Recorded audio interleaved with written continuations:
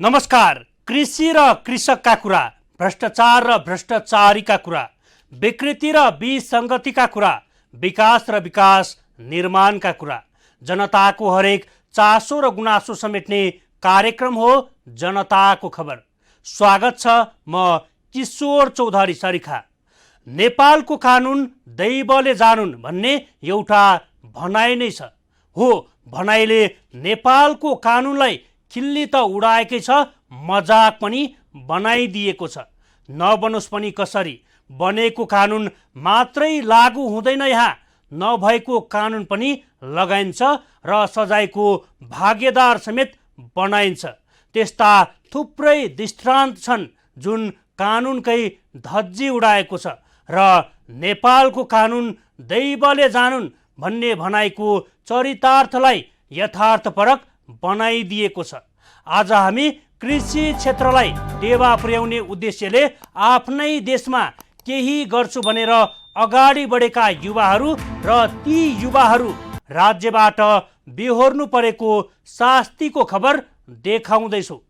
कस्तो विडम्बना! नीति नियम एकातिर छाडेर मनमोजी रूपमा भन्सार असुली गर्छन् भन्सार विभाग। कि ऐन कानुन कागजको खोस्टामा सजाउनका लागि मात्रै हो भनेर प्रश्न पार्नुपर्छ, होइन भने कानुनको अपव्याख्या गरेर जनतालाई दुःख दिन कुनै निकायलाई छुट छैन।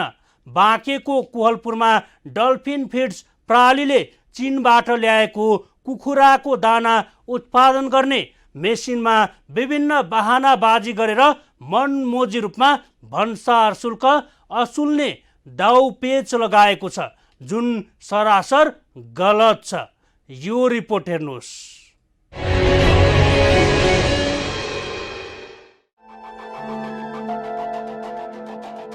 बाँकेको कोहलपुर नगरपालिका 7 लखनवारमा डल्फिन फिड्स प्रणालीले कुखुराको दाना उत्पादनका लागि चाइनाको FCM कम्पनीसँग मेसिनरी सामान ल्याउने सम्झौता गरेको थियो। उक्त मेसिनरी सामान भारतको कलकत्ता बन्दरगाह हुँदै नेपालगञ्ज भन्सार हुँदै नेपालसम्म ल्याइएको थियो। तर नेपालगञ्ज भन्सारको चरम बदमाशीका कारण डल्फिन फिड्स प्रणालीका सञ्चालक निकै समस्यामा परेका छन्। बदमाशीको पनि चरम सीमा पार गरेको छ। हो, सरकारले कृषि क्षेत्रलाई प्रोत्साहन गर्न, कृषि क्षेत्रमा आत्मनिर्भर हुनका लागि सुन्दा पनि कानलाई आनन्द लाग्ने खालका नीति तथा कार्यक्रमहरू ल्याएका छन्। तर त्यो कागजको खोस्टामा जति शोभा दिन्छ र कानलाई सुन्न जति आनन्द आउँछ त्यति व्यवहारमा लागू भएको छैन। त्यही भएर त पाउनु सम्मको सकस पाए होलान् डल्फिन फिड्स प्रणालीले। हो, डल्फिन फिड्स प्रणालीले कुखुराको दाना उत्पादन गर्ने मेसिनरी सामान ल्याएको थियो। उक्त सामानमा भन्सार नियमावली अनुसार 1 देखि 5% मात्रै भन्सार शुल्क लिन पाउने प्रावधान छ। तर उक्त प्रावधानकै खिल्ली उडाउँदै भन्सारले 35% सम्म भन्सार शुल्क असुलेको भेटिएको छ। अनि कृषिमा आधुनिकीकरण गर्छु, आत्मनिर्भर बनाउँछु भनेर गफ दिने सरकारको हावादारी गफ बाहेक अरू के नै हुन सक्छ? जाबो आफैले बनाएको नीति नियमको कार्यान्वयन गराउन नसक्ने सरकारले यो गर्छु त्यो गर्छु भनेर जति नै गफ दिए पनि एक कानले सुन्ने र अर्को कानले उडाउने बाहेक के नै हुन सक्छ? यहाँ डल्फिन फिड्सको कुरा मात्रै छैन। डल्फिन फिड्स जस्तै हजारौं उद्योग कल कारखाना यसरी नै कहीँ नभएको जात्रा, हाडी गाउँमा भने जस्तै कहीँ नभएको नीति यहाँ भोग्न विवश छन्। यहाँ त नीति एउटा हुन्छ, कार्यान्वयन भने आफ्नै खल्तीको नीति प्रयोगमा ल्याउँदा सबै क्षेत्रले शास्ति बेहोर्न बाध्य छन्। यदि तपाईको उद्योग सञ्चालन गर्ने मान्छेलाई सुरुमा गभर्नमेन्टले सपोर्ट नगरिकन, गभर्नमेन्टले सपोर्ट गर्नु पर्यो नि। गभर्नमेन्ट त अभिभावक हो, गभर्नमेन्टले त पछि त्यसबाट रोजगारीको सृजना गर्ने कुरा छ, ट्याक्स चाहिँ लिने कुरा छ, त्यसपछि देशमा उत्पादन बढाउने कुरा छ। गभर्नमेन्टले त पछिको कुरा हेर्नु पर्यो नि त। गभर्नमेन्टले तर त्यसो नगरिकन चाहिँ अब हामी चाहिँ नेपालगञ्ज बजारमा चाहिँ अतिरिक्त यो अतिरिक्त भन्दा पनि अझ एकदमै धेरै चाहिँ तपाईँको पैसा चाहिँ तिर्न बाध्य भयौँ। हामीले उद्योग सञ्चालनको लागि जो गरेको पैसा चाहिँ तपाईँको भन्सारकर्मी तिर्न बाध्य भयो भने हामीले उद्योगको बाँकी कार्यहरू कसरी अगाडि बढाउने, अनि हामीभित्र जुन खालको ऊर्जा छ यो चाहिँ उद्योग चाहिँ के अरे उद्योगको चाहिँ यो भोल्युम बढाउनुपर्छ, अलिकति ठुलो भोल्युममा काम गर्नुपर्छ, त्यसको लागि पनि केही गर्नुपर्छ भन्ने जुन खालको ऊर्जा छ त्यो तपाईँको निरसमा चाहिँ परिवर्तन हुन्छ। त्यस कारणले गर्दाखेरि हाम्रो चाहिँ अनुरोध गभर्मेन्टसँग के छ भन्दा गभर्मेन्टले जुन निर्णय गरिसकेको छ त्यो निर्णयको चाहिँ अक्षरश पालना हुनुपर्छ। सरकारको चरम गैर जिम्मेवारीपनाका कारण डल्फिन फिड्सले कुखुराको दाना उत्पादन गर्ने सामान ल्याउन कम्ता झमेला बेहोर्नु परेन। हो, सरकारले स्पष्ट रूपमा भनेको छ पशु पन्छीको दाना उद्योगका लागि ल्याइने मेसिनरी सामानमा 1 देखि 5% भन्सार मात्रै लाग्ने भनेर। तर त्यही सामान जब भन्सारमा आउँछ अनि त्यही सामानको अपव्याख्या गर्दै 35% सम्म भन्सार शुल्क तिर्न बाध्य बनाउँछन्। अझ सामान बराबरको रकम समेत धरौटी राख्न लगाउँछन्। कृषि क्षेत्रमा सहुलियत दिएको भन्ने सरकारको यो भन्दा भद्दा मजाक अरू के नै हुन सक्छ। कर्मचारीको सधैँभरिको लुट्ने बानीले कृषिलाई प्रोत्साहन गर्न दिएको सहुलियत मेसिनरी सामानमा समेत मन लाग्दी भन्सार शुल्क असुलेको भेटिएको छ। 1% भन्सार शुल्क लिने ठाउँमा एउटै मेसिनरीको अन्य पाठ पूर्जाको फरक फरक अपव्याख्या गरी भन्सार शुल्क असुलेको पाइएको छ। एउटा मेसिनरी सामानमा अनेक पाठ पूर्जा पनि हुन्छ भन्ने कुरा थाहा नभएको पक्कै होइन, तर ती पाठ पूर्जाको छुट्टा छुट्टै देखाएर भन्सार शुल्क असुल्न कदापि जायज छैन। यहाँ कृषिलाई प्रोत्साहन होइन, किसान मारा प्रवृत्तिलाई आत्मसात गरेर अगाडि बढेको कुरा यसले पनि प्रष्ट हुन्छ।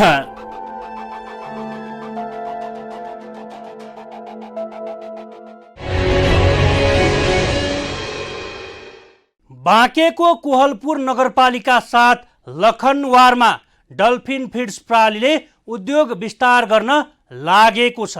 उक्त उद्योगका लागि डल्फिन फिड्स प्रणालीले कुखुराको दाना उत्पादनका लागि चाइनाको FCM कम्पनीसँग मेसिनरी सामान ल्याउने सम्झौता गरेको थियो।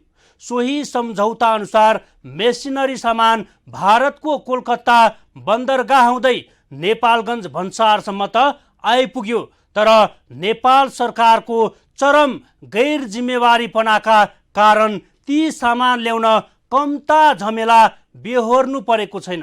सरकारको नीति नियमलाई समेत लत्याउँदै दादागिरी शैलीमा अगाडि बढ्छन् भन्सारका कर्मचारीहरू। हो, सरकारले प्रष्ट रूपमा भनेको छ पशु पन्छीको दाना उद्योगका लागि ल्याइने मेसिनरी सामानमा 1 देखि 5% भन्सार मात्रै लाग्ने भनेर। तर भन्सारका कर्मचारीको सधैँभरिको लुट्ने बानीले त्यही मेसिनरी सामानमा मन लाग्दी भन्सार शुल्क असुलेको छ। 1% भन्सार शुल्क लिने ठाउँमा एउटै मेसिनरीको अन्य पाठ पूर्जाको फरक फरक अपव्याख्या गरी भन्सार शुल्क असुलेको पाइएको छ। प्रसङ्ग बाँकी नै छ, एकैछिनको विश्राम।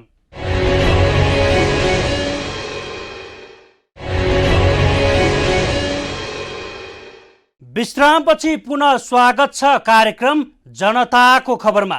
पशु पन्छीका लागि दाना उत्पादन गर्ने मेसिनका लागि 1 देखि 5% सम्म भन्सार शुल्क लिएको भन्दै सरकार सानले कृषि क्षेत्रलाई हामी ठूलो गुण लगाएका छौं भनेर चिल्ला भाषण दिन व्यस्त छन्। तर कृषि तथा पशुपन्छी विकास मन्त्रीज्यू लगायत सम्बन्धित निकाय एकपटक नेपालगञ्ज भन्सार पुगेर डल्फिन फिड्स प्रणालीले ल्याएको सामानमा कति प्रतिशत भन्सार लिएको भनेर बुझ्ने कि काले काले मिली खाऊ भाले भने जस्तै गरेर नाटक मञ्चन गरेर लाखौं रुपैयाँ झ्वाम पार्ने दाउ त गरेको होइन। होइन भने उद्योग स्थापनाका लागि सबै प्रक्रिया पुर्याएर ल्याएको मेसिनरी सामानमा भन्सार त 35% लिएर पनि थप 1,49,28,920 रुपैयाँ धरौटी केका लागि? यदि उद्योग स्थापना नभएर अन्य प्रयोजनका लागि ल्याएको हो भने छानबिन गर्नु पर्थ्यो। तर यहाँ त सबै प्रक्रिया र कागजात पुरा गर्दा गर्दै पनि ठाडै लुट्न र कमिसन खाने बाटो नभए पनि कसरी कमिसन खान सकिन्छ त्यतातर्फ लागेको प्रष्ट रूपमा देखिएको छ नि। कि कृषि प्रधान देशमा किसानलाई यस्तै समस्याको चङ्गुलमा पार्ने नीति छ महोदय? यो रिपोर्ट हेर्नुहोस्।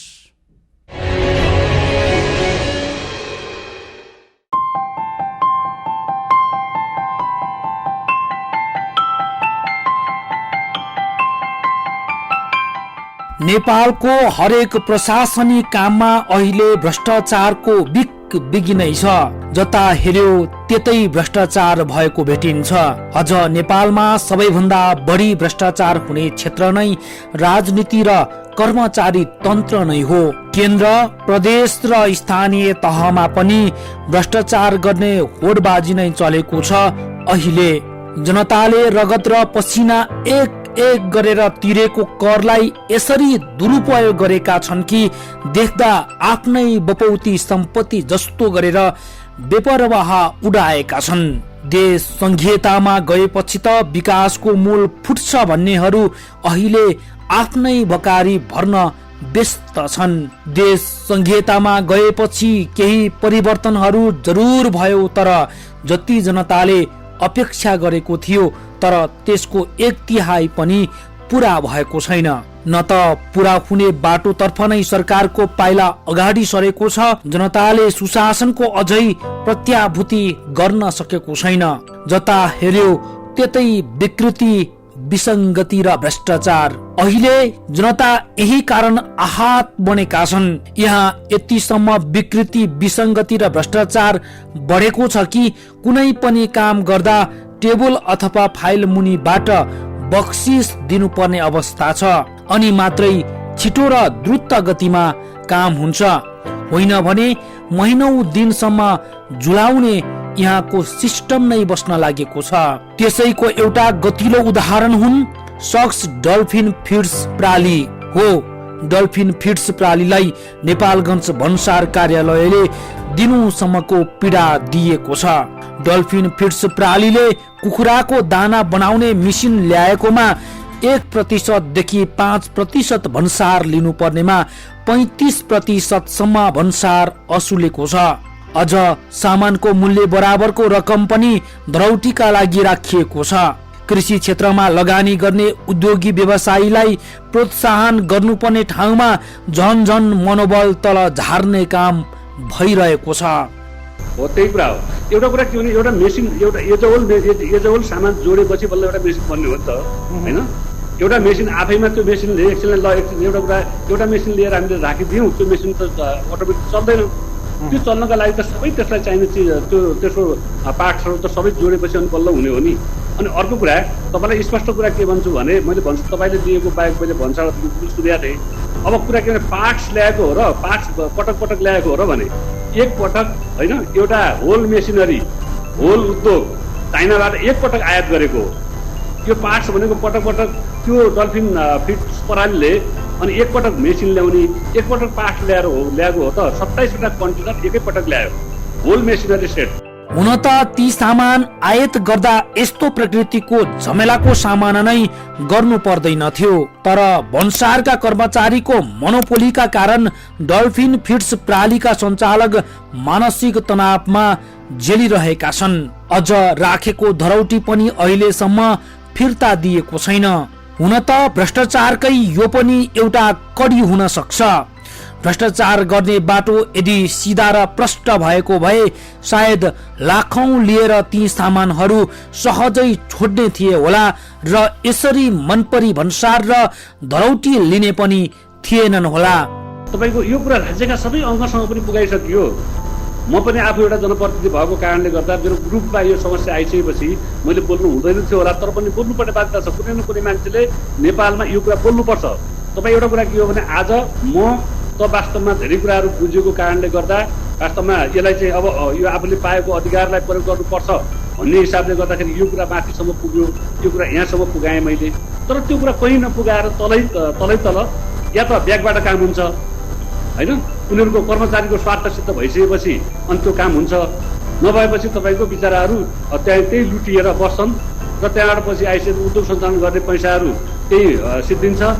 अनि आइसकेपछि अनि उद्योगहरू नेपालको सामानहरू आउँछ, उद्योग सञ्चालन हुन सक्दैन, जहिले उद्योगीहरू आफ्नै देशमा कोही कसैले केही गर्छु भन्दा यस्तै समस्या भोग्नु पर्छ भन्ने डरले पनि धेरै कमैले आँट गर्छ। देशमा भएको यस्तै विकृति विसङ्गति र नीति कार्यान्वयन गर्ने भ्रष्ट निकायहरूको मनपरी तन्त्रका कारण सुरुमै हरेस खानेर अगाडि नबढ्ने गरेको दृष्टान्त हामीमाझ प्रशस्त छन्। हो, अहिले डल्फिन फुड्सलाई त्यस्तै प्रकृतिको दुःख नेपालगञ्ज भन्सारले दिएको छ। सरकारको निरीहता र भन्सारको मोनोपोली जबसम्म बढिरहन्छ तबसम्म कृषि क्षेत्रमा लगानी गर्ने उद्योगी व्यवसायी र किसान मारा प्रवृत्ति हावी रहि नै रहन्छ।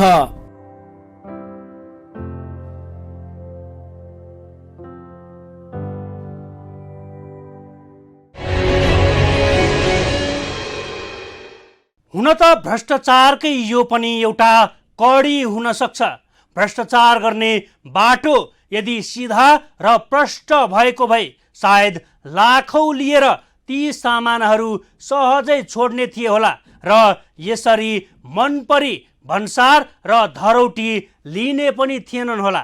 आफ्नै देशमा केही गर्छु भन्दा यस्तै समस्या भोग्नुपर्छ भन्ने डरले पनि धेरै कमले आँट गर्छन्।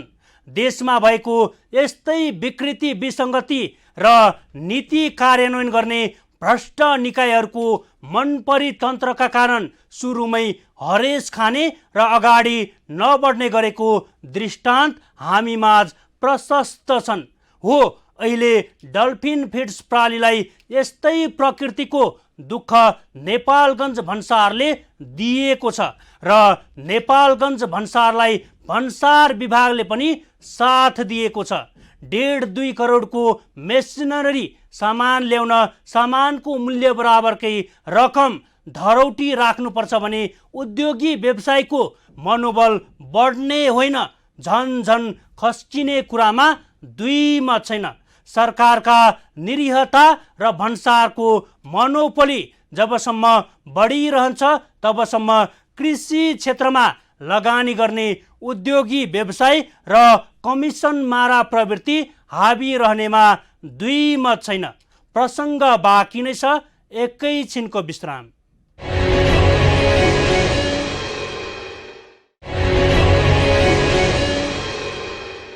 विश्रामपछि पुनः स्वागत छ कार्यक्रम जनताको खबरमा। हो, डल्फिन फिड्स प्रणालीलाई नेपालगञ्ज भन्सार कार्यालयले दिनौसम्मको पीडा दिएको छ। डल्फिन फिड्स प्रणालीले कुखुराको दाना बनाउने मेसिन ल्याएकोमा 1% देखि 5% भन्सार लिनुपर्नेमा 35% भन्सार असुलेको छ। अझ सामानको मूल्य बराबरको रकम पनि धरौटीका लागि राखिएको छ। कृषि क्षेत्रमा लगानी गर्ने उद्योगी व्यवसायलाई प्रोत्साहन गर्नुपर्ने ठाउँमा झन मनोबल तल झार्ने काम सरकारकै निकायबाट निरन्तर भइरहेको छ। नेपालगञ्ज भन्सारले देखाएको गल्ती पुनः भन्सार विभागले पनि दोहोर्याएको छ। नेपालगञ्ज भन्सारले गर्नै नहुने काम त गर्यो नै, तर गलतलाई सच्याउने त्योभन्दा माथिल्लो निकायले सच्याउन त कता हो कता झन् ढाकछोप गर्दै बचाउ गरेको छ। आफ्नै देशमा केही गर्छु भनेर अगाडि बढेकाहरूलाई सजिलोसँग गर्न दिएको छैन। सरकारी झमेलाकै कारण कृषिमा लगानी गर्नेहरूलाई सञ्चालनमा नहुँदै आधा गलाइदिन्छ। डल्फिन फिड्स प्रणालीले अब नेपालगञ्ज भन्सार विरुद्ध राजस्व न्यायाधिकरणमा मुद्दा हाल्ने तयारी गरेको छ। यसले पनि प्रष्ट हुन्छ काम गर्ने वातावरण नै छैन भन्ने कुरा। यो रिपोर्ट हेर्नुहोस्।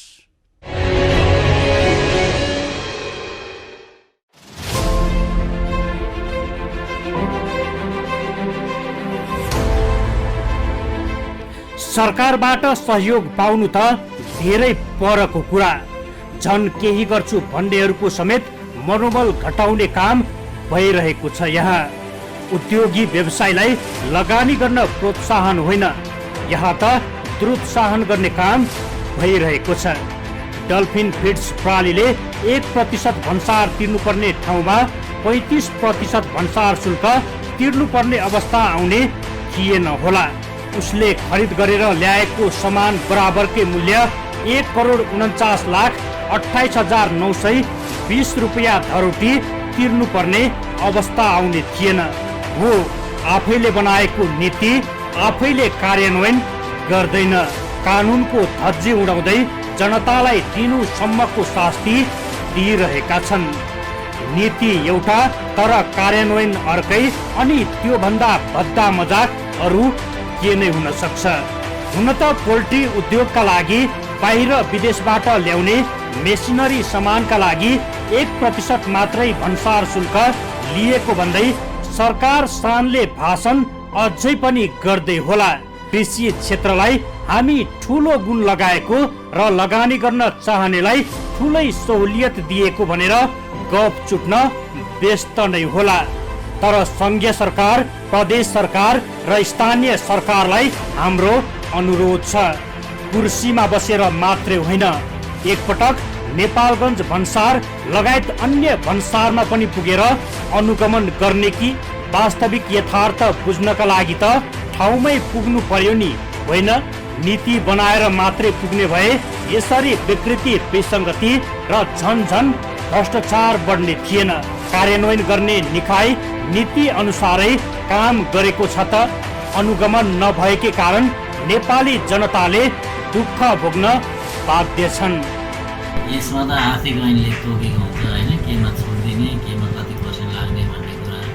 उसले ल्याएको सामान अनुसार हुने चिज भयो। कुनैमा अब 1% पनि लाग्छ, कुनैमा मेसिनरीहरूमा 5% लाग्छ। पाँच पूजाहरू ल्यायो भने 5 रुपियाँ पनि लाग्छ।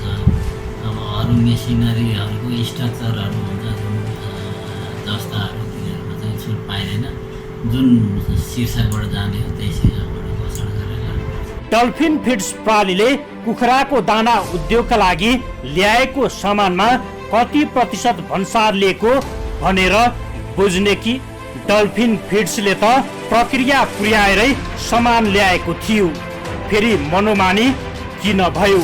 1% भन्सार शुल्क लिनुपर्ने ठाउँमा त 35% लिएर पनि थप 1,49,28,920 रुपियाँ धरोटी लिएको छ। यो सब के का लागि? यदि उद्योग स्थापना नभएर अन्य प्रयोजनका लागि ल्याएको हो भने छानबिन गर्नु पर्थ्यो। डकुमेन्ट पुरा थिएन भने त डकुमेन्ट माग्नु पर्थ्यो। तर त्यो नगरी यसरी हक्काहक्की ठग्न पाइन्छ कि? लुट्ने सबै बाटो बन्द भएपछि कसरी लुट्न सकिन्छ मेसो मिलाउन खोजेको हो।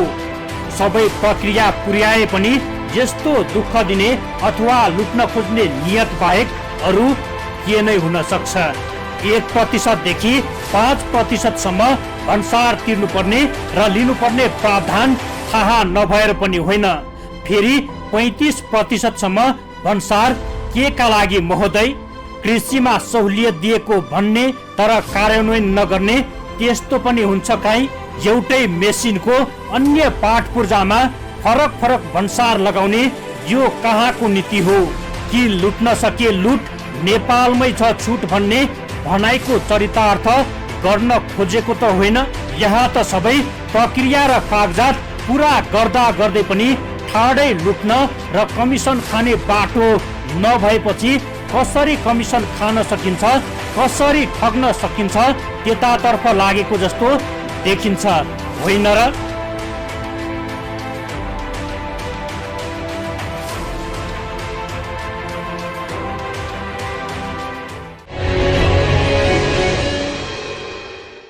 कृषक मारा प्रवृत्ति लादेर होइन बनेको नीति कार्यान्वयन गर्ने हो, तर जो अगुवा उही बाटो डट डट भने जस्तै यहाँका नीति नियम कार्यान्वयन गर्ने निकायहरूको मनोपोलीका कारण जे गरे पनि हुने जस्तो दादागिरी शैलीमा अगाडि बढेको छ।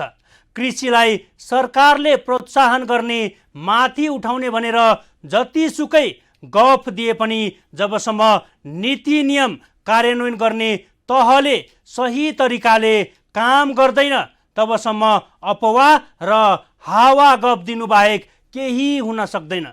डल्फिन फिड्स त एउटा उदाहरण मात्रै हो।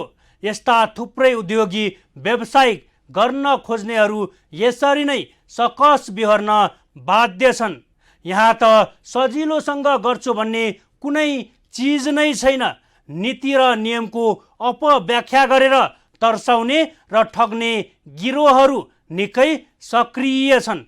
विकृति र विसङ्गति विरुद्धको हाम्रो खबरदारी जारी छ। कोभिड-19बाट आफू पनि बचाऊ, अरूलाई पनि बचाऊ। यदि तपाईसँग कुनै सल्लाह, सुझाव र गुनासा छन् भने हाम्रो टेलिफोन नम्बर 01 54 30 200 सिधा सम्पर्क गरेर टिपाउन सक्नुहुनेछ। हवस् त, जनताको खबर आजलाई यति। अर्को श्रृङ्खलामा नयाँ विषयवस्तुका साथ उपस्थित हुने नै छौँ। त्यतिन्जेलसम्मका लागि बिदा दिनुहोस्। नमस्कार।